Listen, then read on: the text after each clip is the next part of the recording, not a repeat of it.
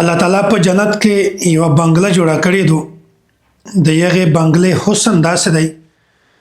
چې کله نه په دا بنگله کې څوک ویلوړ وي بهار ته چې څومره منظرینه دي دغه کس ویني هر شی ویني او که څوک بهار ته ویلوړي د بنگله کې د نه چې تشری هر شی ویني دا بنگله وسچت الله تعالی ورکوي دغه متعلق یو روایت هغه په تفصیل درته بیانوم دا جامع ترمذی کې دا روایت الحمدلله دا کتابه متعدد درس توفیق ملاو شوی دی شاج جلد نمبر 2 جامع ترمذی د حدیث کتاب دی په دا کتابه کې حضرت علی کرم الله وجه د پیغمبر علیه الصلاه والسلام دا روایت نقل کوي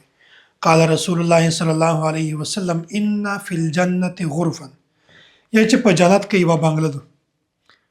تورا ظهورها من بطونها وبطونها من ظهورها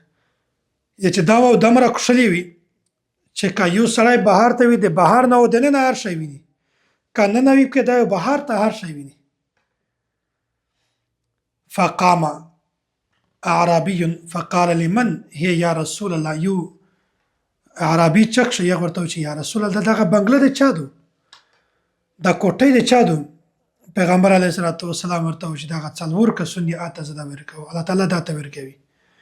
څوک لمن اطاب الكلام هغه انسان چې هغه ښه خبره وکړو د قرآن خبره وکړو د حدیث خبره وکړو د فقه خبره وکړو عقیده خبره وکړو مسالې خبره وکړو ښه خبره وکړو نیکه خبره وکړو په باندې انسان خوشحالی شي او دوم پیغمبر علیه السلام فرمایي و اطعم الطعام دغه بنگله و د یخ سړی وي چې هغه مسکین ته مړی ورکو مسکین خیال وساتي او درم هغه و ادم صيام هغه سره چې همیشه رژه نسی همیشه رژه څه مطلب دی دا ان شاء الله د شوال پر رژه کې په تفصیل ولته د بیانوم چې همیشه رژه نسی رمضان مبارک میاشت رژه ونسی د شوال شپږ رژه ونسی د نور رژه هم معمولاتی وي او څلورم پیغمبر علیه الصلاه والسلام فرمایي وصلى بالليل والناس نيام او هغه سره چې هغه د شپې میز کې په داسې حالت کې چې خلکو ودوي دا ته تهجد میږي نو د تهجد د لمونځ دومره فضیلت دی چې که یو سړی د تهجد لمونځ کو الله تعالی د قیامت پر ورځ باندې داسې بنگله ورکوي چې دومره حسن وي دومره تزیین وشوی وي دومره ښکلولی وي چې دننه څوک ویلوړي بهر ته هر شی ویني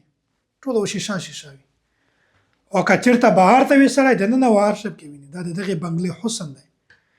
نو الله تعالی دومره ښکلې بنگله ورکوي هغه سړی چې ښه خبره کو هغه سړی چې یو مسکین ته مړی ورکو